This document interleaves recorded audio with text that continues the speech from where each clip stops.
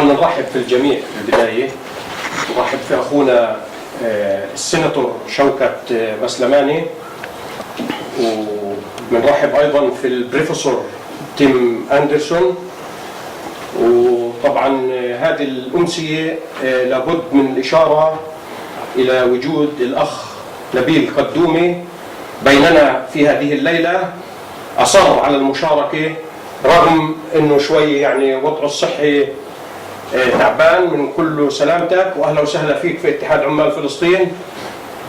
طبعا الأخ نبيل هو أحد مؤسسي اتحاد عمال فلسطين وأبرز النشطاء الفلسطينيين الذين ساهموا في بناء الحركة الوطنية الفلسطينية في أستراليا. فأهلا وسهلا فيك أخونا نبيل. شكرا. وتحية مني لجميع الحضور، وتحية من الحضور إلى الشعب الفلسطيني، هذا الشعب الذي ما زال يقاتل في كل أزقة الوطن، وهذا الشعب الذي قال كلمته قبل عدة أسابيع عندما عقدت ورشة المنامة الرامية إلى تصفية القضية الفلسطينية، حيث قال لا لهذه الصفقة ولا لهذه الورشة.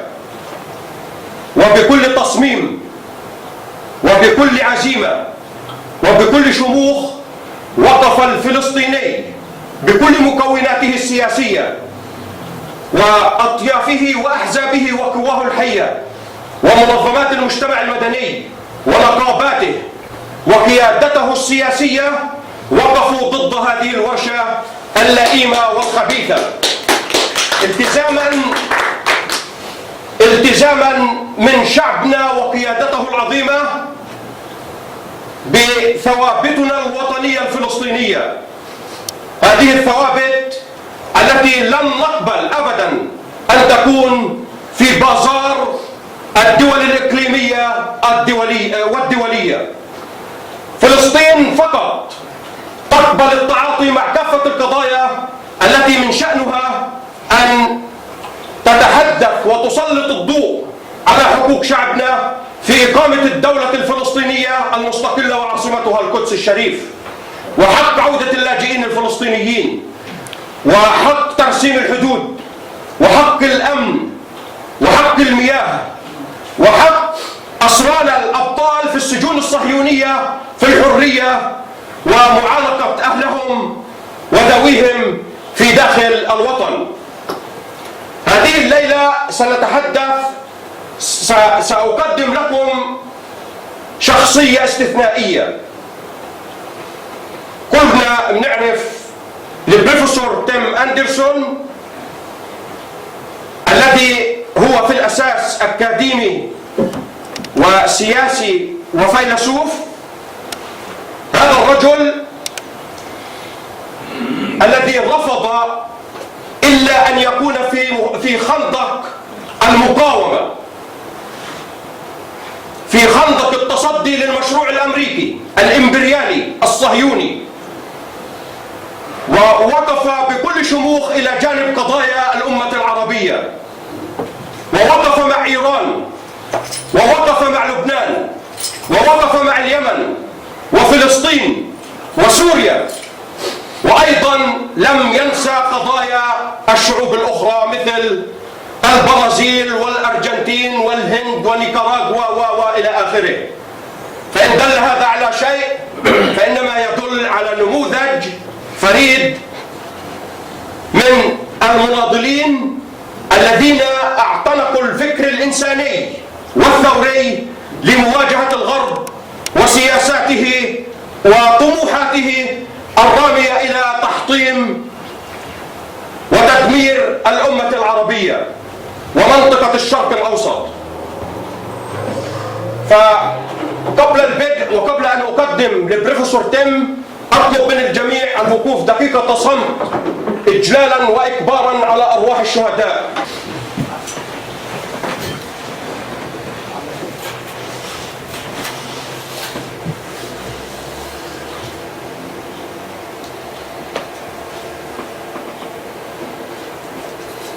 يعطيكم العافية. المجد للشهداء والحرية للأسرى الأبطال والشفاء العاجل لجرحانا الذين يسفك دمهم في حواري الوطن، وبالتحديد في منطقة العيسوية التي رفعت رمح المقاومة على بوابات القدس ورسمت بالدماء خطا مستقيما ما بين العيسوية وقبة الصخرة وكنيسة القيامة. المجد لفلسطين، المجد للمقاومة، المجد وطوبى لكل من يرفض الإملاءات الأمريكية الصهيونية، وهم كثر في هذا العالم العربي الذي سينهض من جديد على إيقاع فكر وظروف ومعطيات جديدة بإذن الله. فنستمع، بديش أخذ من وقتكم كثير، نستمع الآن إلى المحاضرة أو الندوة التي سيقدمها البروفيسور تيم، وهي تتحدث بالمناسبة عن الصراع الفلسطيني الصهيوني وقضايا المنطقة وتطوراتها. فليتفضل.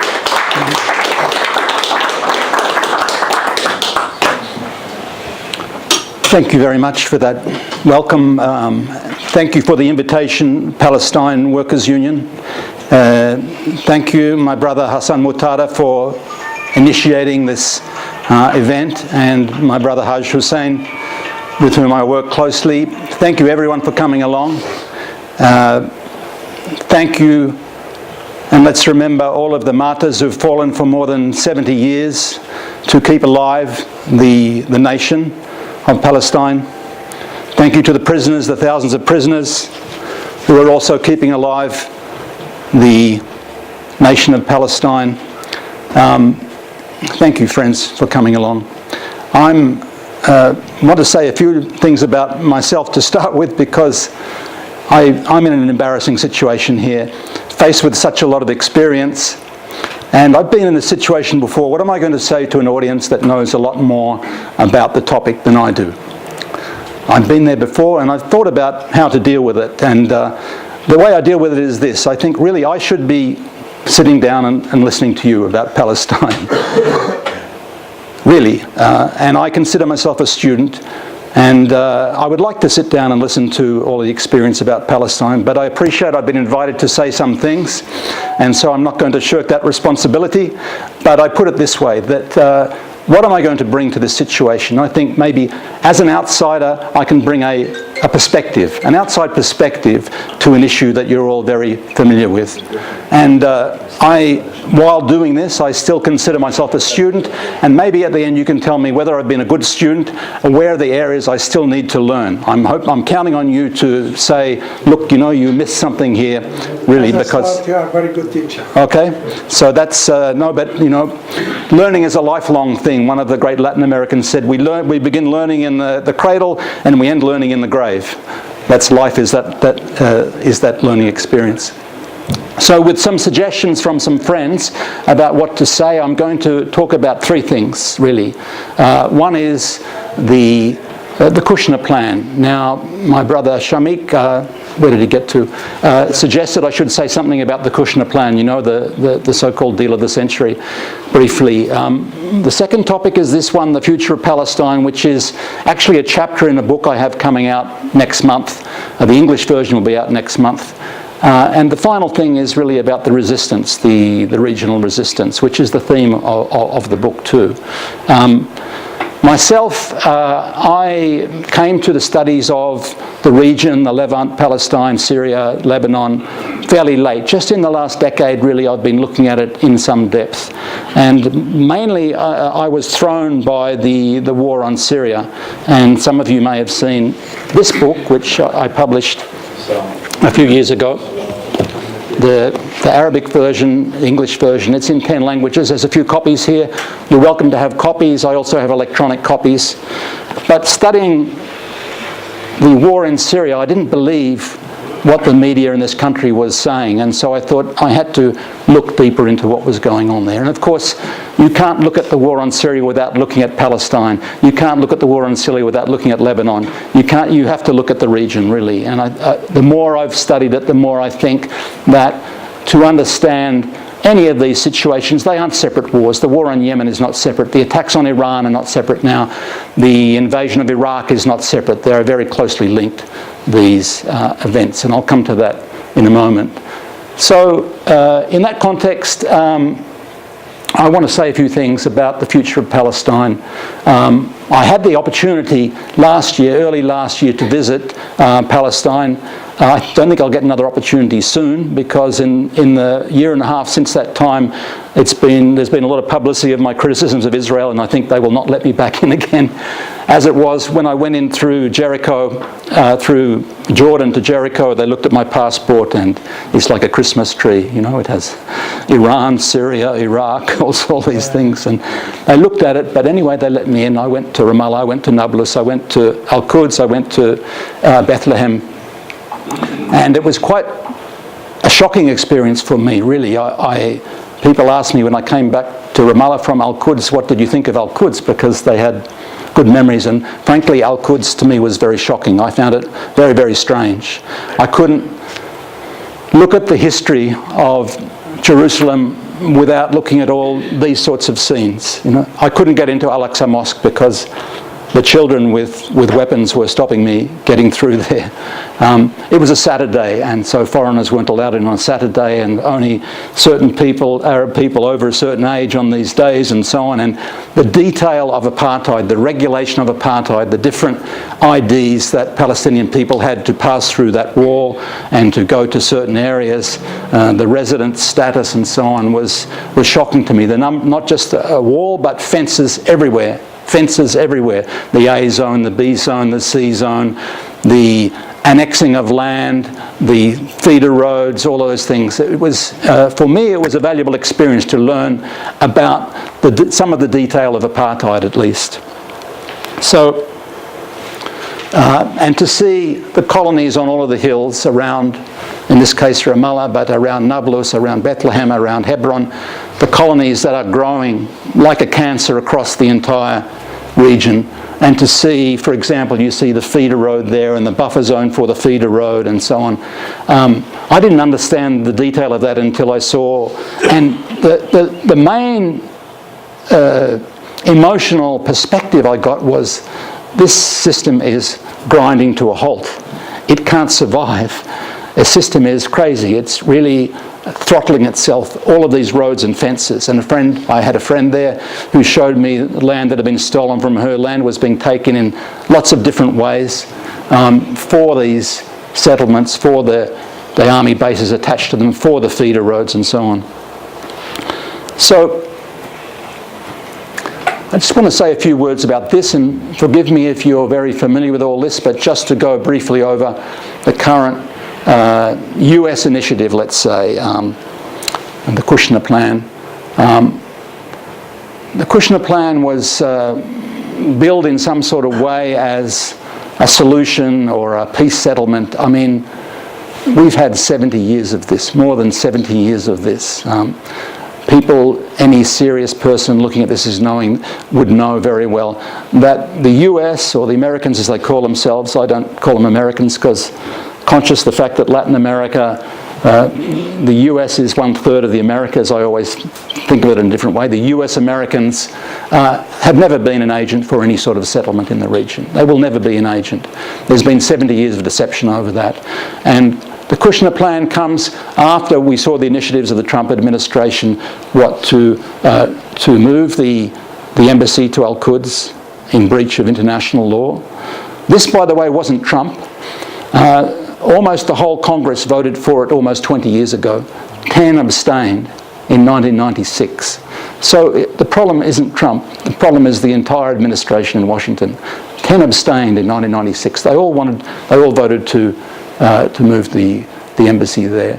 The acquiescence in the ongoing colonisation of the West Bank, the attempt to legitimise the annexation of the Syrian Golan, All of these things in breach of international law.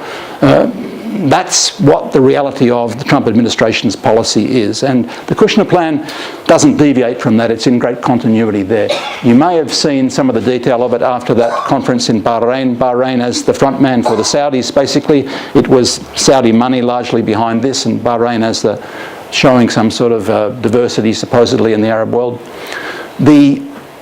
This was the precondition, and it was announced unashamedly in the New York Times, in the Israeli media, that basically the Kushner Plan had no political program, but it assumed surrender of Palestinian nationhood. It assumed that the Palestinians wouldn't get any of the benefits of this economic plan without surrendering the aspiration for nationhood. That is to say, to give up the idea of citizenship, to give up the idea of a nation, and to stay in that position that Palestinians are as effectively insecure residents on their own land. Insecure residents. You'd be familiar with the resident status that people have and how it can be revoked and taken away and so on. There's nothing of the sort of equal citizenship there. Effectively, the implication of the Kushner Plan without an overt plan is this is the end of the two-state solution, or this two-state illusion, or the myth of the two states, which is important really because maybe many people have abandoned the idea a long time ago, but certainly publicly in the Western world there is still that myth there of a two-state solution, which is what the UN Committee proposed 70 odd years ago, you know, an Arab state and a Palestinian state. And 70 years of denial of that has really, and the practice of the colonisation of the Palestinian lands has effectively eliminated that. In some ways I think that's good. That's why I say at the end there's a dialectic here. There's a new contradiction that's been placed in the US policy towards Palestine that says we've finished with this idea of two states. It doesn't exist anymore. What is the next step? And we'll come to that. But it tends to empower the apartheid state critique. Here you have a state, a single state effectively, because since 1967 the Zionist entity has controlled the borders, has controlled the economy, has controlled everything about what goes on inside Palestine. And so effectively there are citizens and non-citizens, or citizens and third-class residents, instead of this myth of two states. It's an attempt to deny nationhood. It offers an insecure resident status, and the compensation it claims is in an economic plan, what they call an economic foundation for peace, which begins in the nature of a lot of these plans with a headline amount of money which sounds very impressive, $50 billion investment package, largely Arab money, largely Saudi and Gulf Council Corporation money, after preconditions are met. The first one is the surrender of the idea of Palestinian nationhood.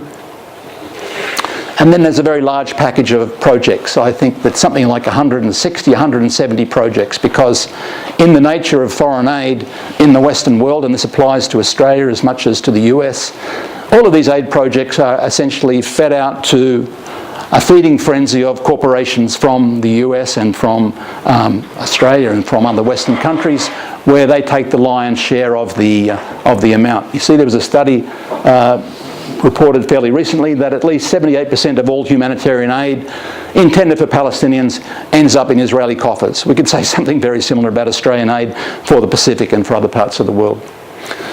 So they have projects such as the supposed handing over of some land in the Sinai from Egypt to build an airport, supposed transport infrastructure between Gaza and the West Bank, the upgrade of border crossings, including the security technology for those border crossings, power grids, including the Gaza power plant, water facilities, many, many other projects.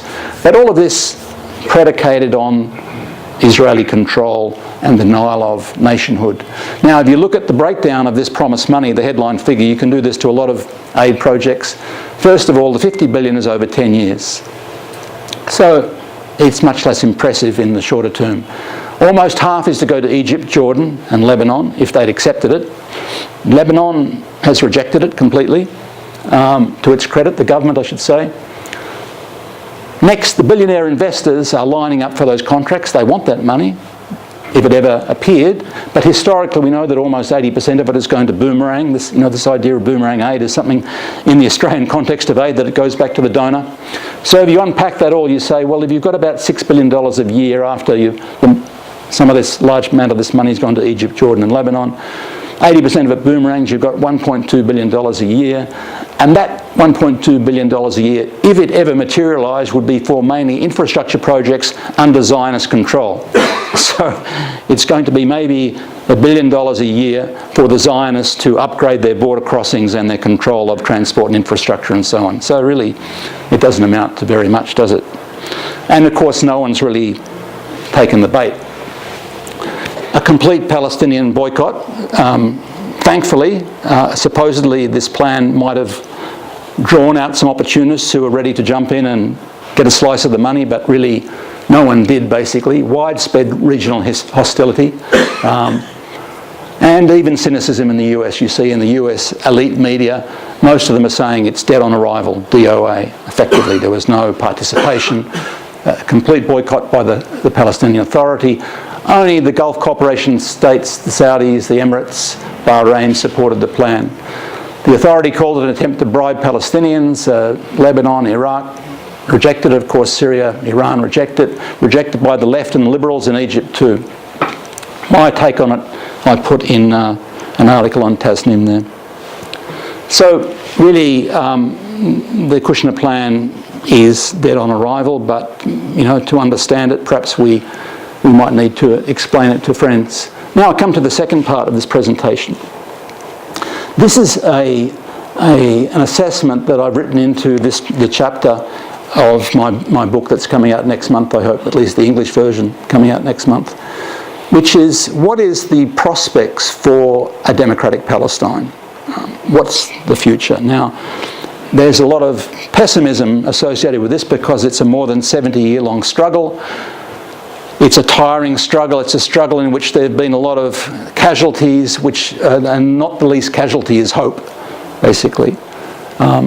So I thought, well, let's look at the strengths of the possibility of a free Palestine, a democratic Palestine, and let's look at the challenges. Let's assess the strengths of the other side. On the other side, people are confronted with this dreadful military occupation where I got to see for myself in Dahisha camp in Bethlehem the practice of the military kneecapping young men, kneecapping hundreds of young men. It's been reported in the media, but buried in the media, that they quite deliberately went in there they regard all, particularly young Palestinian men, as terrorists, and they are systematically going to disable those, and the officer in charge of it said very openly to them that half of you are going to be in wheelchairs and the other half will be pushing those wheelchairs around. It's a terrible, dreadful thing. It's presented as a strength in the sense that the Zionists have effectively controlled all the borders and the security and the economy of Palestine, and that's a challenge that has to be considered. They have Western allies with military and media assets. There's still massive outside support. They are very dependent on outside support. That's also a vulnerability, of course, which I'll come to, but the outside support from the media and the military, the financial aid, we know that the US alone is giving something like, $4 billion a year to the Israeli state. There's a fanatical Zionist mission and a racial ideology which is very similar to other fascist states. They don't like to see the comparison, but if you do look at the racism of fascist states, including Nazi Germany, you will see it's very, very similar. In fact, I used one comparison in the book with the father of the current Zionist leader, Netanyahu's father, Ben Zion Netanyahu, had a very powerful racial depiction of Arab people as, in an essentialist way, in a very similar way to the way the Nazis saw Jewish people, basically. They defined them in a racial sense as subhuman and essentially an enemy of their mission. Finally, a challenge, or let's say an advantage for the Zionists, is the disunity amongst Palestinian factions and their regional allies. So long as they can keep Palestinians divided amongst themselves, so long as they can keep the regional allies, the ones that support the Palestinian resistance, I should say, the Zionists are stronger. They're very happy to see Arab people killing Arab people, or Muslims killing Muslims. So that has to be considered a strength too. On the other side, we've got the resistance. The foundation of the strength here is resistance. If Palestinian people had not resisted for more than 70 years, there would be no Palestine, effectively. That resistance is active, and I put passive in inverted commas because it's not really passive, is it?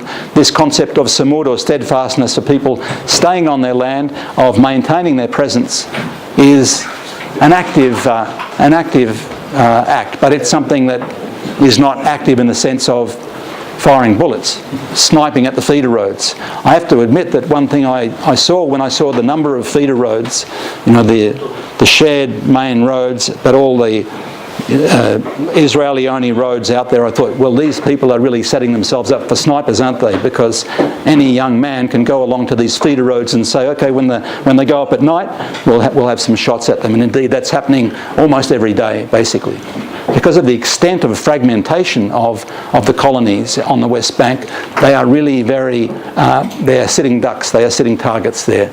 And small acts of resistance like that are going on every day. But the other side to it is that people are remaining. I'll go ahead to this point just for a moment. The population game. The population game is something that is also a battleground, effectively. You look at the demographics.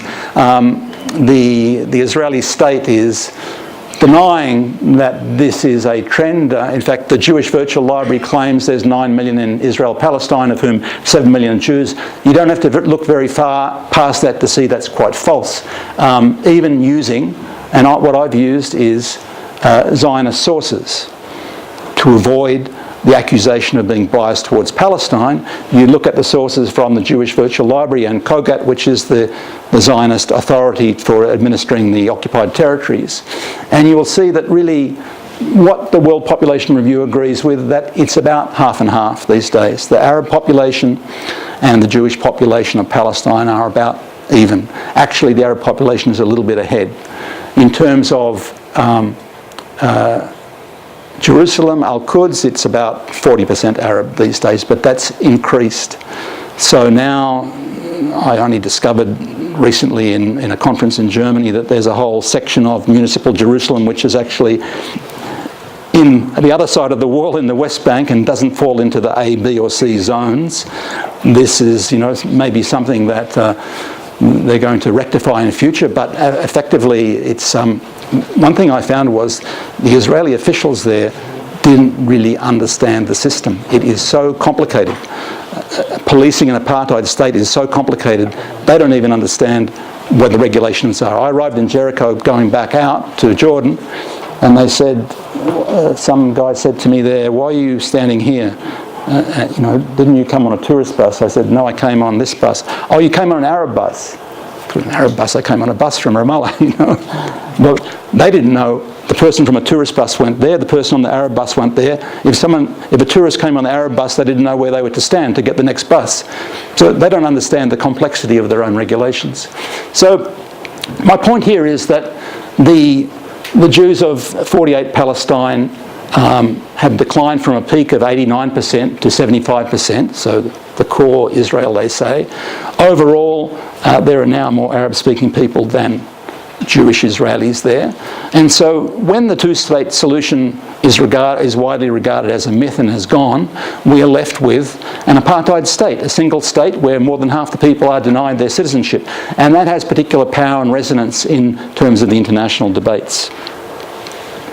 Now, the second thing is the moral and international legitimacy. You know that the legitimacy of Palestine as a nation, despite Trump, despite the Kushner plan and so on, has been increasing. We know the PLO got recognised as the representatives of the Palestinian people in the 70s. In 88, the UN General Assembly recognises the state of Palestine and therefore the nation of Palestine also. That Palestine gets admitted to UN agencies, in particular UNESCO. The US and Israel withdraw from UNESCO as a result of that, which is important really because there's a battle in archaeology going on in Palestine too. If you notice, the biggest quarter in Al-Quds is Arab, then Christian, then Jewish, then Armenian. If you put the Christian and the Armenian together, then the Jewish quarter is smallest, but it has more of the money in archaeology and so on. Now they're desperately digging in the Western Wall to try and find the remnants of the mythical temple that was supposedly destroyed, and their people were dispersed throughout the world after that. They haven't found it yet, and UNESCO has reprimanded them for destroying the walls of an old Roman fort on the west wall there. And so there's, even though a lot of money is invested in archaeology, the myth of the destruction of the Second Temple and the dispersal of the people throughout other parts of the world doesn't have a scientific basis. It is Jewish scientists that are showing through DNA and historical records now that most of the Jews in the world at the time of the Roman Empire were dispersed all through the Mediterranean, basically. Only about 10% of Jewish people were in the Levant at the time of the Romans. There was no general dispersal of Jewish people. There is no scientific historical basis. And it's Jewish scientists that are showing that, because there are honest people there who want to find this, and they're not finding that, basically. It's not just conversions in the Caucasus, it's conversions all through the Mediterranean, basically. So the UN General Assembly has accepted Palestine as a non-member observer state, and 137 UN members now recognise the state of Palestine. I think, so far as I could see, there was about 60 odd embassies in Ramallah at the time that I was there. So one of the implications is that Palestine can adopt treaties, including the Statute of Rome, which is the International Criminal Court, and of course now that has the Zionists on the back foot, because they are in great fear of, and the US is trying to take measures to stop the International Criminal Court investigating either the US in any of its multiple wars in the region, or Israel for its treatment of Palestine. So there's a war going on there too. So in international terms, the Zionists are on the back foot.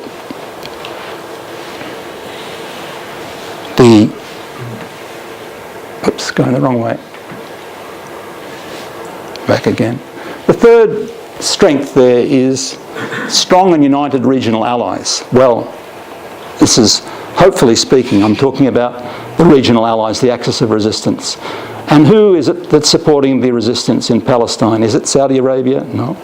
Is it Qatar? No. They provide some money. Who is supporting the active resistance? It's Iran, it's Syria, it's Hezbollah. And I believe Hamas was split over when the Hamas leadership went to Qatar at the beginning of the so-called Arab Spring.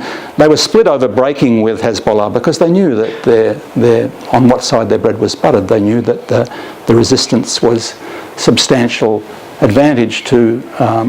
And now, since the demise of Morsi in Egypt, and since Qatar split, Saudi Arabia stupidly decided to attack Qatar and drove it into the arms of Iran. Now there's a backpedaling there on the part of some of the more Muslim Brotherhood aligned factions, basically. But it remains the case, I believe, and I strongly believe this, that a united resistance to imperialism, colonialism and Zionism in the region is the only way to definitively end all of these disputes. It's the only way to definitively end the war in Syria. It's the only way to definitively construct a new Iraq, a genuinely independent Iraq. There are germs of independent political will in Iraq, but it's still very weak and fragmented. That in itself is something that's required for the road to Al-Quds to open up effectively. The Golan has to be retaken by the Syrians with their allies, and then a new game emerges in the region, basically. The final strength is the vulnerability of Israel's allies, including Jewish supporters, to exposure of apartheid crimes. This is where the international campaign becomes very important. And the more we look at the construction of the Zionist entity as an apartheid state, I believe, the more we'll see these sorts of parallels. I had good fortune to be in Lebanon a few months ago and be with some former political prisoners of South Africa, and we were received by a political prisoners group for the thousands of political prisoners in Zionist jails. And the very fact of former apartheid prisoners from South Africa who'd been in jail with Nelson Mandela, of getting in there to campaign alongside Palestinian prisoners, lends a lot of strength to the campaign for the prisoners, which is a very important campaign, I believe. And it lends international legitimacy, further international legitimacy there. And liberal Jewish people in the rest of the world, in Europe and in the US, do not want to be associated with this. They see themselves, their image is as some people who are tolerant and somehow against racism and so on, and they can't tolerate this this contradiction of being associated with apartheid. Now, it's very true that most of them, the liberal Jews, let's say, in the US, regard themselves as pro-Israel but against Netanyahu, basically. This is a typical, what I'd call a left Zionist position or a liberal Zionist position. But I believe there are strong signs of a number of those moving to a stronger anti-Zionist position. In some ways, supporting the boycott movement without actually wanting to support the boycott movement. Look at the recent case of Natalie Portman, Israeli-born US actress who was offered by the Genesis Foundation a $2 million prize in Israel. She didn't go because she didn't want to shake hands with Netanyahu. Now, she's an Israeli North American and she doesn't support the BDS movement, but effectively she does because she didn't go to Israel to accept a large prize. I think it's important to see what's going on there. This is, oops, sorry, I'll come back to that. To do with the split between North American and Israeli Jews. And it's come out particularly strongly in the Trump era because the liberal Jews in the US are, generally speaking, very strongly against Trump. They see that he is reinforcing racism against them, and they don't like to identify with the particular project that Trump represents. On the other hand, Jews in Israel, seeing what Trump is doing for Netanyahu and the state and supporting the ethnic cleansing in the West Bank, are very pro-Trump.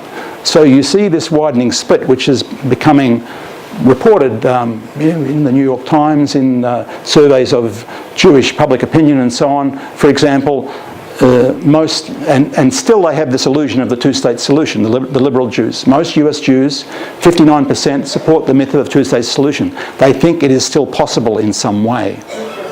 It reminds me, the two-state idea in current circumstances reminds me very much of the Bantustan proposal in South Africa. I don't know, many of you remember that in the 80s in South Africa, there were these very small pockets of so-called homelands for South Africans, and that was going to be a substitute for democracy in apartheid South Africa. But it was such fragmented little pockets. The West Bank reminds me of that now. With all of the colonisation, you have these little fragmented pockets of, you know, Ramallah with an apparently normal Arab city, you know, without too much Israeli intervention during the day at least, but really little isolated pockets surrounded by colonies. Still, there is that myth. I spoke to a prominent Jewish judge who I'd known for a long time about this a few years ago, and I said, how can you believe in a two-state solution? What are they going to do with all these settlements? He said, oh, they'll just like Gaza, they'll just pack them all up and move them back. I said, what planet are you living on to think they're going to do that? You know, the debate was between Israeli Labour, which back in the 60s wanted 40% of the West Bank, and the right wing wanted all of it. Now that's shifted. They've got almost 80% in terms of territorial control. Whereas Israeli Jews mainly oppose a two-state solution anyway. And of course there's been no serious move by a Zionist regime or the US regime towards two states. As I said, there's been more than 70 years of talking that and effectively denying it. So then the question is, and I think this bears on Palestinian strategy, how will the US Jews, or let's say the Jewish community outside Israel, react to the end of the two-state option and an openly apartheid state? How are they going to identify with that? If they can identify with this myth or this dream of two states, there's still the possibility of two states, they can see themselves as still supporting Israel. But can they identify with an apartheid state? It's not part of their DNA. They don't want to do that. So I believe Palestinian strategy has to consider that factor. And the final thing is this thing of, I mentioned already, of the necessity of a greater integration of the regional resistance. That's my book, the cover of my book, the English version, which should be out in the US next month. I think really, to start with the converse, disunity and alienation from its regional allies has been killing the Palestinian cause. If there can't be a strong unity and agreement on strategy, if there is infighting, the Zionists will sit back and eat popcorn and say, fine, you know, fight each other. And they'll encourage it when they can, basically. That's why, historically, at least from the 80s in Palestine, the Israeli regime liked the idea of the Muslim Brotherhood, that say, we'll get the greater Islamic community to destroy the nationalist factions and make it completely an Islamist outfit before we take on the external enemy. That strategy was always very unpopular in Palestine. As much as religious as people might have been, they didn't like that strategy of trying to destroy the nationalism to establish a movement, which wouldn't be a national movement anymore if it was Islamist, basically. But that disunity, anyway, whatever the basis is, unity requires some shared and clear strategy. And if the two states is dead, there's two options left. One is expulsion of the colonisers, and this is still out there. People are still talking about it. And in South Africa, they talked about it. One settler, one bullet. You can understand where it comes from, particularly when the new colonists are arriving and stealing land and there is open confrontation. You can understand why people want to expel the colonisers. But as a political strategy, it's tricky, because we now have several generations of Jewish people living in Palestine. The other option is the one democratic state option, basically, and that's effectively the way that South Africa went. What it meant was they put to one side the questions of land and economic inequality to establish a democratic state and then pursue the economic justice and the questions of land after that, basically. So these are what I believe, if it is widely understood that the two-state solution does not exist anymore, the options that remain, and there has to be some agreement decided by Palestinian people on which path to take. And it's important that there is a shared strategy. The main argument of my book generally is that there's not going to be any definitive defeat of the current series of wars. There are at least 8 wars in the Middle East region at the moment, at the heart of which is the 70-year-long war in Palestine.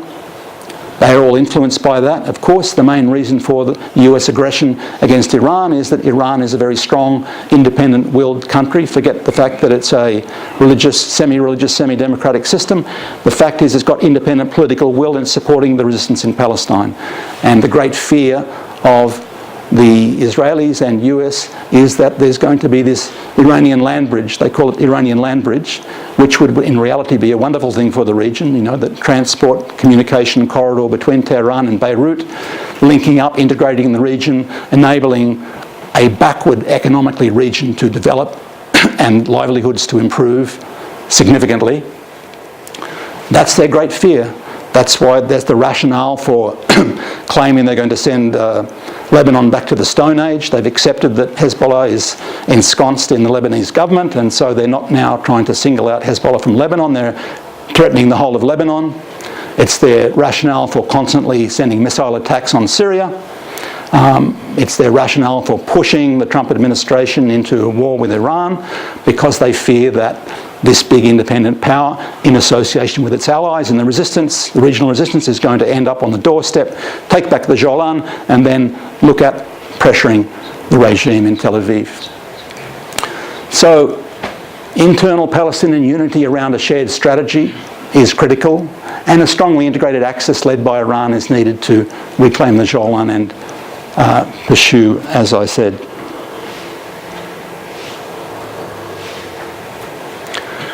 Just to end with, there's some trends we can see that I think reinforce my idea that the future of Palestine is hopeful. It's not a lost cause. There have been a lot of lost causes which have re-emerged because of resistance in the past. You might remember East Timor. East Timor was a lost cause for many, many years.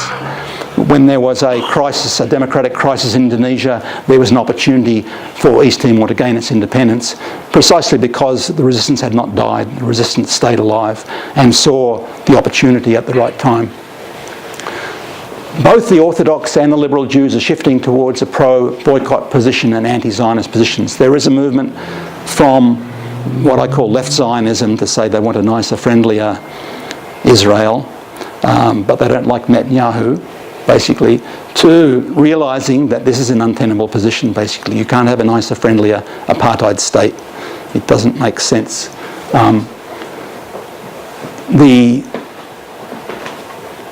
anti-Zionism, I believe, on their part has to be reinforced. That means that the distinction between Judaism and Zionism is an important one. Even if most Jewish people do support Zionism, but still important to maintain the correct position that the campaign against Zionism is not against Jewish people, it's against Zionists, it's against colonisation, it's against the Jewish colony. Now we have some Jewish peace groups, for example, being shut down by laws, anti-Palestinian laws in Germany and the US. So they are wearing some costs of doing this, but they are standing up for a non-racial Palestine effectively. We've got South Africa and other international bodies supporting the prisoners and supporting the boycott movement and the overall anti-apartheid struggle. And the regional allies under attack have been slowly but gradually prevailing. I believe the fulcrum of that was the resistance in Syria, where, okay, Afghanistan was occupied and hasn't been subdued, but the state was smashed. Iraq was smashed and it's emerging from the ashes. Libya was smashed. But Syria resisted, and Syria, it's a big difference. It's a big cultural difference. I notice going to Baghdad that the discussion in Baghdad is very different to the discussion in Damascus. It makes a big difference. The Iraqi people, I believe, the public debate has been crushed by their many decades of war there. It's had a very big psychological impact. I was very surprised to be interviewed by Iraqi television, and they were asking me questions like I would be asked in the United States or something. And I said to a translator at the time, I said, does he really believe those questions? The question was, they said, how can you say, it was a conference on terrorism, and I was saying, look, the US is at the root of all of the terrorism in this region. They have got their regional allies to support Daesh, to support Jabhat al-Nusra, to support all these other groups. And so no Iraqi speaker was saying that, but they liked the fact that I was saying it. They were sort of giggling and smiling when I was giving my presentation. And so the TV presenter said, how can you say that the US is behind terrorism in the region when reputable sources like the New York Times and the Washington Post say this and this and this? So I answered him as if I would answer a North American interviewer, but I said to the translator, does he really believe that? This was Biladi television station in Iraq. And he said, well, you know, every 10-year-old kid on the street knows what's going on, basically. But the public debate has been transformed, you know. It's the elephant in the room in Iraq. It's become a different thing. In Damascus, it's entirely different. In Damascus, because they resisted that war for so long. So I believe the unity amongst Palestinian people, a decision on the strategy that fits the time is very important. It has to be decided by Palestinian people, the people that are going to wear the costs of that strategy, and the unity with the allies of the resistance against imperialism, against colonialism, against Zionism is critical to ending all the wars in the region. That's what I have to say, folks, and I welcome your questions. Thanks very much for your patience.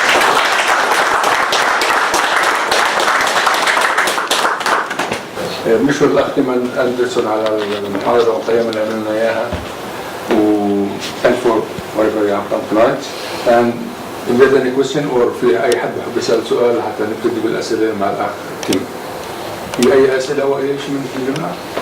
I just want to ask. حد علي عنده سؤال. I just want to ask you, Tim.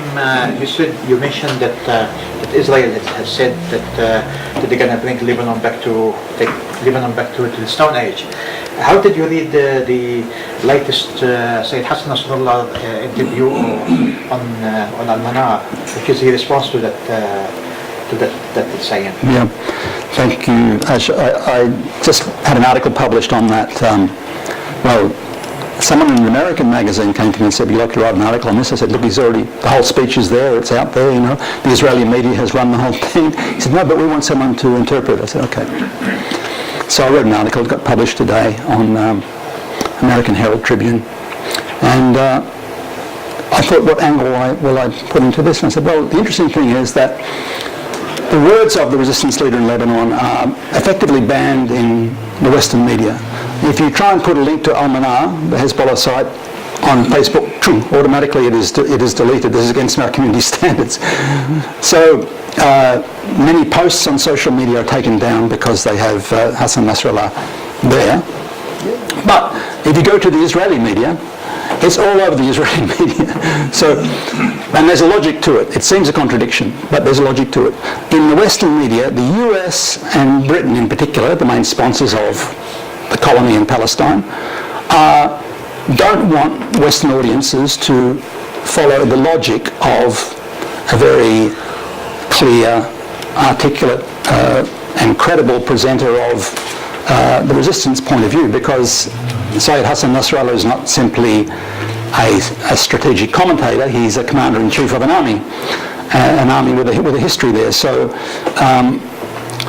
they don't want that logic of anti-Zionism spread on the one hand. On the other hand, in Israel, the regime there says we have to be in touch with, up to date with the detail of what this man is saying, because he is talking about particular places that are going to be attacked in the case of a war, a regional war, you know. So it's a strange sort of thing that that Nasrallah is all over the Israeli media, and there are all these attempts to block it in the Western media there. That's the first thing, basically. But of course he was responding, the central message there, while he said a number of things, it was a long speech, and there are only excerpts of it around. Maybe there's the full thing is online, but I've only seen excerpts of it around. But the main message was to warn Israel of the consequences of a regional war, of an attack on Iran, effectively. Now, the Minister of Intelligence in Tel Aviv had said on at least 2 occasions, 2 years ago, a year and a half ago, that the whole of Lebanon was going to be bombarded as part of their campaign to remove futile but nervous and excited campaign to remove the influence of Iran from Lebanon. It's also the pretext for attacking Syria constantly and killing Syrian people to remove Iranian influence from Syria. You see how scared they are of Iran. They're very scared of Iran. So when he made the Stone Age comments about Lebanon, then of course the resistance leader was saying, well, look, you know, it's going to be a terrible mistake. If you think you can have a war on Iran and it's not going to affect you, it is going to affect you. Iran has already told the US that if they attack Iran, Iran is going to attack US forces in the region and US proxies in the region. And Hezbollah says, yes, and we are going to attack the Zionist entity which has been pushing for this war for such a long time. And he pointed out, here's a map, you know, here's the Galilee, which we're going to invade. Here's the north coast with all of these military and governmental and infrastructure facilities which we're going to attack with our tens of thousands of missiles, and we'll do this if you... So it was a warning to the Zionist leaders not to get into a war and think it's not going to affect them, I suppose. So he turned the logic around effectively. He said, look, you know, you'll be on the verge of being wiped out if you commit this foolishness. But of course the way it gets reported in the Western media is, oh, a terrorist leader is threatening Israel, which is defending itself from... And so therefore it keeps most of the Western audiences... I mean, I know that informed people here can read between the lines and we have other sources of information, but it does help to defuse the anti-war sentiment in this country. It helps to normalise the idea, you know, why aren't there big protests here? Australia's involved in most of these 8 wars in the Middle East at the moment. Australia has been actively involved in killing Iraqis and Syrians and Lebanese people. So, I mean, why is there not a greater sense of outrage against our involvement in the war there? And the answer is they have been constantly feeding us this diet that Israel is defending itself from external aggression. The threats about the Stone Age threats came from Israel at first, and the Hezbollah leader is saying, you will not be exempt from a war if you attack Iran. Thank you. Second question, Shaukat? Well, my question relates to the narrative. Historically, it used to be called the Arab-Israeli conflict. In recent times, it's the Palestinian-Israeli conflict. Why haven't people who are academics and others who can see that there's a united forces now around the Arab world against the Israeli occupation and the Zionist occupation of Palestine, why haven't they reverted to the Arab-Israeli conflict as opposed to just isolating it into a Palestinian-Israel conflict? So the narrative here is very, very important. Yeah, it's a good question. I think first of all, to be clear, the Palestinian struggle is a special case within Arab nationalism, right? It's a type of Arab nationalism. It's not a religious struggle. It's a special case of Arab nationalism in reality. and of course historically had been linked to Arab nationalist struggles. The strategy of what they call smart power in the US these days, which I would say is a form of liberal imperialism. It draws on the 19th century liberal imperialism, which was completely supportive of formal imperial plans back then, is one that divides all these things up. It's why people in Australian public life don't talk about the relationship between the struggles. Here's a war on Syria. Here's the resistance, here's the terrorists in South Lebanon. Here's Iran. They're all separate struggles, effectively. Here's Palestine. So the liberal view of the world has constructed something that says, oh, you can be very friendly to Palestine and support the Palestinian people so long as they don't resist. Then all of a sudden, all the resistance is Hamas. Or Hezbollah is something else. And even the people that organise demonstrations in support of Palestine say, well, we can't have flags from Hezbollah and Syria and so on there. We will keep these things very separate. And that's the way they want it, basically, because there will be a pretext for a war, for the invasion of Iraq, a pretext for the invasion of Libya, a pretext for the invasion of, for the proxy wars against Syria, a pretext for the war against Iran, nuclear weapons or whatever it is. They're all separate pretexts, but they aren't spoken of together. And of course, to do that is, because the Palestinian struggle has a degree of history and a degree of legitimacy, for 70 years, the US hasn't said the Palestinian nation doesn't exist. They can all just be vagabonds on their own land or insecure residents, the reality. They've never, in 70 years, they haven't rejected that. The Kushner Plan is the closest thing to rejecting that. But they've maintained this veneer that Palestine, for its international legitimacy, stands above and separate to. And so you can, in liberal terms, you can say, oh, I support the Palestinians like they're pets, like as long as they're victims, as long as they're passive. But the Palestinian resistance, the regional forces that support the resistance, you can't support them. And I would say that a lot of what I call left Zionists or liberal Zionists are just as fiercely against Hezbollah and Iran and Syria and the Palestinian resistance as are the Netanyahu Zionists, basically. I think that idea of dividing people up and trying to find a niche for supporting Palestinians while patronising them and actually stripping them their rights in an ongoing way is a very logical, very organic thing that's been going on for a long time. And that's why I suggest the study of the resistance in itself and also seeing the links between the struggles in the region are very important. Okay, we have last two questions. Dr. Muhammad and Mr. Shamak. So we can have the two questions together and then we can answer the two questions. Okay, thank you, Tim, for this interesting presentation. It was excellent. My question is, what do you think about the statement of Prime Minister in Australia? If America wants to attack Iran, we're going to send troops, to help America. And this policy, how the Australian people can react, about this statement, which really, following, like blind following, America without distinguishing what is right and what is wrong. Okay, can we have the second question from Mr. Shamak, and then this is the last. Thank you very much. Thanks, Tim. My question, we noticed that supporters of Palestine, some of them criticized the Palestinian strategy in terms of two-state solutions. And at the same time, Israel and the United States is against the strategy of Palestinians about two-state solutions.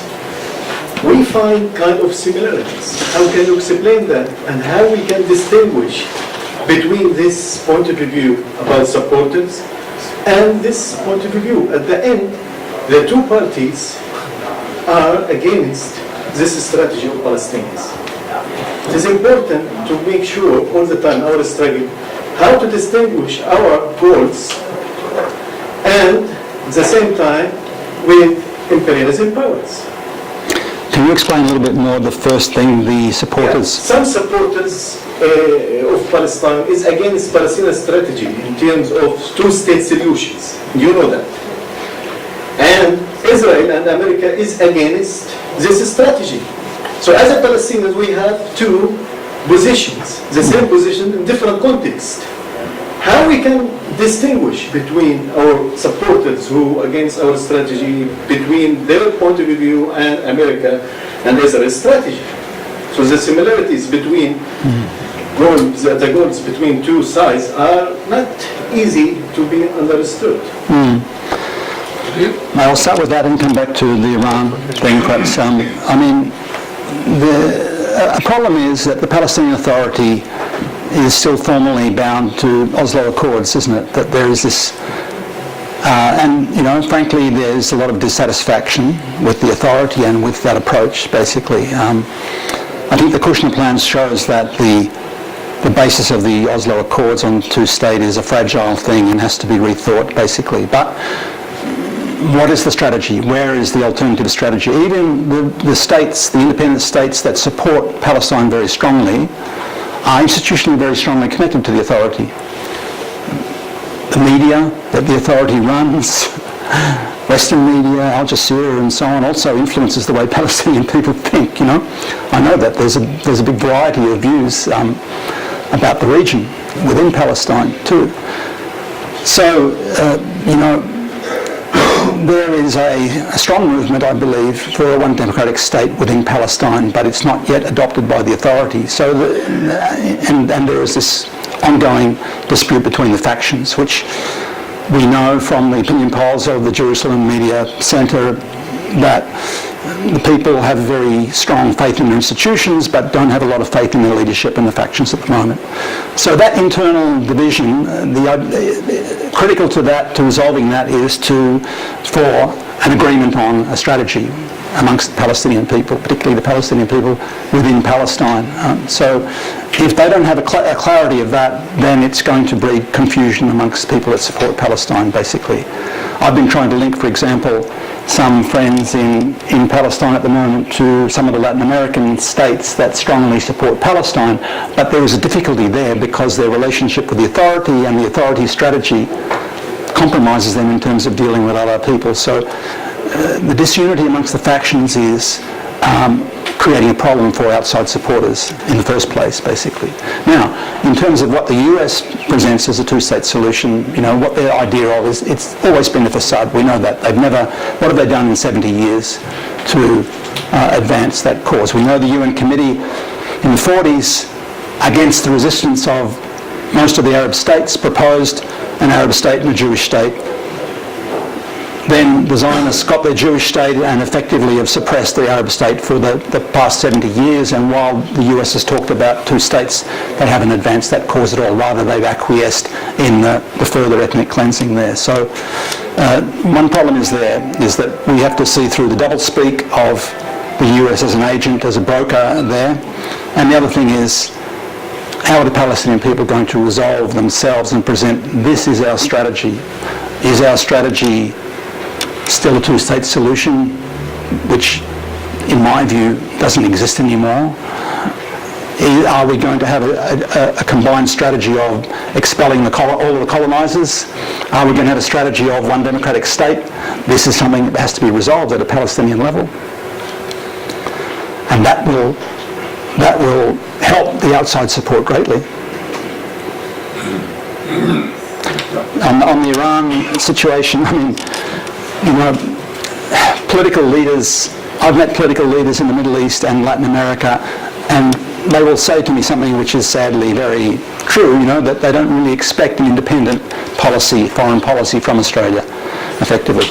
There are some aspects of independent foreign policy from Australia in the region, in the Pacific region. I've seen some of it because I've been involved in Pacific politics to some extent.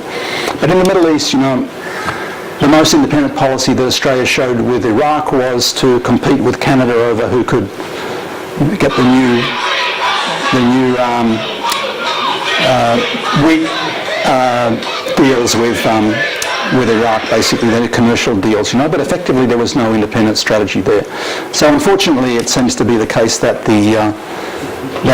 Canberra, whether Labor or Conservative is going to, and whether it's Trump or Obama or whether it's a realist or a Liberal administration in the US are going to jump to their tune, basically. That's the sad reality, unfortunately, of Australian foreign policy there. So, of course, it's not that they aren't flexible. You saw when the nuclear deal was signed with the US and Iran, that Julie Bishop, who was then the foreign minister, put a scarf on her head and she was in Tehran to do the deals very quickly. They were able to change very quickly, basically. And now, well, from that to yes, any war that you want is the sad reality. We should be demanding. It's insulting to us as Australian citizens that there isn't an independent foreign policy. Our colleagues in politics, we should be supporting them to ensure that there is an independent policy, but unfortunately there hasn't been much sign of it from either side, I'm afraid to say. Of course, the better view of it is, I think, expressed by Hassan Nasrallah, that he doesn't believe, I don't believe, that the US is stupid enough to start a war with Iran, basically. Everyone knows it's going to be far, far worse than their invasion of Iraq. Everyone knows that they didn't have an appetite to invade. They've only invaded parts of Syria, and they couldn't destroy Syria there, although they've caused a huge amount of damage. So I'm still rather optimistic that there will not be a war with Iran, but it's a sad... Are they pushing England to do it? Pushing... England.